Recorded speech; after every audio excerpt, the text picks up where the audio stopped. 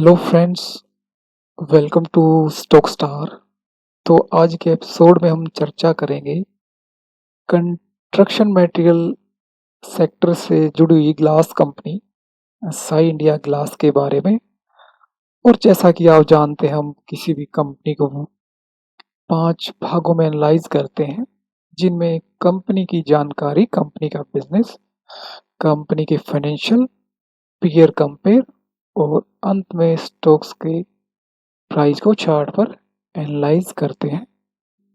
Friends, video शुरू करें उससे पहले आपको बताना चाहूँगा कि हमारा वीडियो बनाने का, शुरू करने का केवल ये मकसद था कि जो अभी हाल फिलहाल में जो आंकड़े ब्रोकर की तरफ से आ रहे हैं कि पहले जो डीमेट अकाउंट ओपनिंग का जो आंकड़े आते थे कि महीने में 1 लाख डीमेट अकाउंट ओपन होते थे, अभी ये कोविड पीरियड में इसमें आपने देखा होगा कि 8 lakh opening demat account open हो रहे हैं दोस्तों। जो रिटेल ट्रेडर एक दूसरे को देखकर जो अकाउंट ओपनिंग जो करा रहे हैं, तो उनको मार्केट के बारे में इतनी नॉलेज है नहीं। वो केवल इतना जानते हैं कि कैसे स्टॉक्स को बाय करना है, कैसे सेल करना है। मानता हूं दोस्तों, स्टॉक्स मार्केट में पैसा अच्छा बनता है, पर जो इसका प्रोसेस है वो इतना आसान नहीं है। तो जो दोस्तों, जो रिटेल ट्रेडर है, ये सोचकर शेयर खरीदते हैं कि अभी मैं खरीद लेता हूँ, कल बढ़ जाएगा, मैं बेच दूंगा। तो ऐसा कुछ नहीं है दोस्तों। शेयर को आप समझे, शेयर का मतलब हो गया कि आप किसी कंपनी में आप हिस्सेदारी, उसके पार्टनर के तौर पर आप उसमें एंट्री कर रहे हो, और वो कंपनी अच्छा करेगी तो ही आपको प्रॉफिट, आपका जो शेयर है वो तभी तो बढ़ेगा। और कंपनी में आगे क्या संभावनाएं हैं, आगे क्या उसके लिए बैड कुछ हो सकता है, तो वो सब इसमें आप उस उसको अपने साथ आप उसको इन्वॉल्व करके चलिए, ना केवल स्टॉक्स के प्राइस को, कंपनी का आप उसको ट्रैक कीजिए। बाकी जो अगर कंपनी को आप अच्छे से समझेंगे, अदर्स जुड़ी हुई कंपनियों के साथ कि ये अच्छा कर सकती है कंपनी, तो इस कंपनी के बारे में कुछ जानकारी अगर आपको होगी, तो उसके बिजनेस का आपको ज्ञान होगा, तो तभी आप आइडिया लगा पाओगी कि ये आगे चलकर अच्छा कर सकती है ये कंपनी। तो इस तरीके से आपको किसी भी कंपनी को आपको पढ़ना चाहिए। जो लोग केवल स्टॉक्स के प्राइस को देखकर ही ये बताते हैं कि ये महंगा है या ये सस्ता है, कि 200 रुपये की अपोलो कंपनी है तो टायर कंपनी वो सस्ती है, और एमआरएफ है जो 70-80 हज़ार रुपये का एक शेयर है, तो बोला वो महंगा है। तो ऐसा नहीं है होता दोस्तों। स्टॉक्स के वैल्यूएशन पर डिपेंड करता है, और वही बताता है कि कौन सा स्टॉक्स महंगा है और कौन सा सस्ता है। तो वीडियो बनाने का हमारा मकसद केवल यही है कि जो, अगर आपने कंपनी अच्छी चुनी है तो वो जरूर आगे अच्छा करके देगी। और उम्मीद करते हैं दोस्तों, हमारी वीडियो को अगर देखने के बाद आपको किसी भी कंपनी में खरीदारी आप जब करते हो, तो उसको एक देखने का जो आपका नजरिया है वो काफी बदल जाएगा। तो शुरू करते हैं दोस्तों। Acai India glass limited Bharat की प्रमुख एकीकृत ग्लास समाधान प्रदाता कंपनी है। कंपनी की स्थापना 1984 में हुई थी। कंपनी ऑटोमोटिव और आर्किटेक्चरल ग्लास सेगमेंट दोनों में प्रमुख खिलाड़ी है। भारतीय ऑटोमोटिव ग्लास बाजार में कंपनी की 70% से अधिक की हिस्सेदारी है। कंपनी ऑटो ग्लास भारत में विश्व स्तरीय ऑटोमोटिव सेफ्टी ग्लासों का सबसे बड़ा निर्माता है, और एशिया में सबसे बड़े ऑटो ग्लास निर्माताओं में से भी एक है।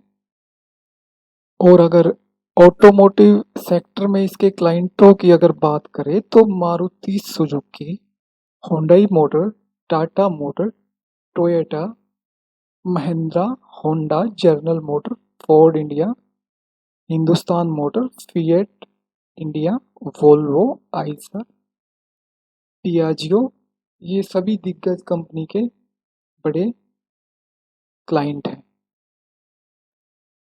कंपनी के अगर बिजनेस की बात करें तो कंपनी ने अपने बिजनेस को 4 भागों में बाँटा हुआ है, जिनमें automotive, building and construction, consumer और इंडस्ट्रियल, ये इसमें शामिल है।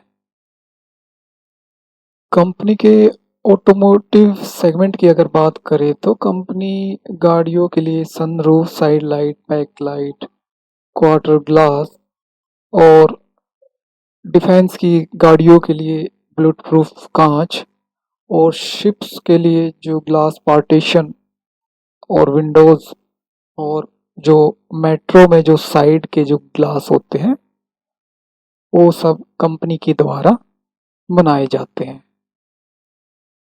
कंपनी के बिल्डिंग और कंस्ट्रक्शन सेगमेंट की अगर बात करें तो कंपनी इस सेगमेंट में float glass, coated for exterior, coated for interior glass, proceed glass, value added glass, ये सब कंपनी इनमें कंपनी कारोबार करती है। कंपनी के कंज्यूमर सेगमेंट की अगर बात करें तो company arched windows, slide door and windows, fix windows, casement windows, जैसा कि आप वीडियो में देख पा रहे हैं और समझ भी पा रहे हैं दोस्तों कि bay windows, slide door and windows, तो ये कंपनी के कंज्यूमर कारोबार में आते हैं। और साथ ही अप्लायंस में आपने देखा होगा कि दोस्तों जो वॉशिंग मशीन के जो ऊपर जो कांच लगता है और जो ऑन का जो डोर होता है, कुकटॉप का जो ग्लास होता है, वो सब कंपनी एसआई के द्वारा बनाए जाते हैं। और कंपनी के इंडस्ट्रियल सेगमेंट की अगर बात करें तो दोस्तों आप देख पा रहे हो जेसीबी, ट्रैक्टर वगैरह हैं जो इन कांच के जो आते हैं, तो उनमें भी कंपनी अपने प्रोडक्ट की सप्लाई करती है। दोस्तों कंपनी के भारत में 12 प्लांट हैं और 8 कंपनी के जो ऑफिस हैं और 4000 कंपनी में एम्प्लॉय काम करते हैं। न केवल भारत में ही कंपनी की मजबूत उपस्थिति है बल्कि इंटरनेशनल लेवल पर भी अगर आप देखें तो इंडिया के बाहर company Europe, south America, USA, south east Asia and Africa में भी आप देख पा रहे हो कंपनी अपने जो ऑटोमोटिव जो ग्लास है उनका कंपनी का एक बड़ा बाजार है ऑटोमोटिव के मामले में।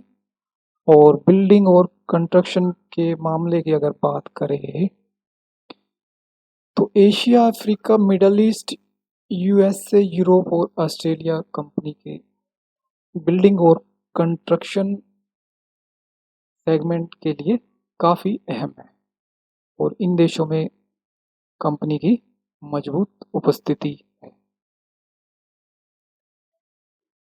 कंपनी के अगर फाइनेंशियल की अगर बात करें तो मार्केट कैप है जो वो कंपनी का 11,523 करोड़ का है और ईपीएस कंपनी का 11.31 पर है और पी कंपनी का 41.70 पर कंपनी का पीई रेशियो है।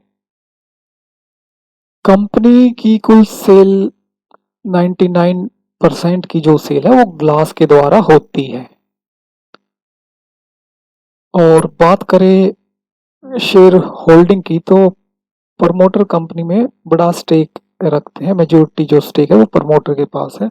54.24 का जो हिस्सेदारी है कंपनी में वो प्रमोटर की है। और नॉन इंस्टीट्यूशन कंपनी में जो अपने डीआई है वो 43.24% की हिस्सेदारी रखते हैं और एफआई कंपनी में 1.25 की, तो म्यूचुअल फंड कंपनी में 0.72% की हिस्सेदारी रखते हैं। कंपनी के बोर्ड ऑफ डायरेक्टर की अगर बात करें तो बी एम लैम्ब्रो कंपनी के चेयरमैन हैं। संजय लैम्ब्रो मैनेजिंग डायरेक्टर और सीईओ हैं। Rahul Rana independent director. इनको याद करना, इस पर बाद में चर्चा करेंगे विस्तार से कभी। गोपाल गेंट्रा कंपनी सेक्रेटरी और गुरविंदर सिंह तलवार इंडिपेंडेंट डायरेक्टर के तौर पर कंपनी में कार्य करते हैं। अभी कंपेयर करें इसके सेक्टर से जुड़ी हुई कंपनियों के साथ, तो कंपनी मार्केट कैप से अपने सेक्टर की लीडर है। जैसा कि आप देख पा रहे हो, 11,529 करोड़ का मार्केट कैप है, जो अपने सेक्टर में सबसे अधिक है। तो इस हिसाब से कंपनी अपने सेक्टर की मार्केट लीडर है।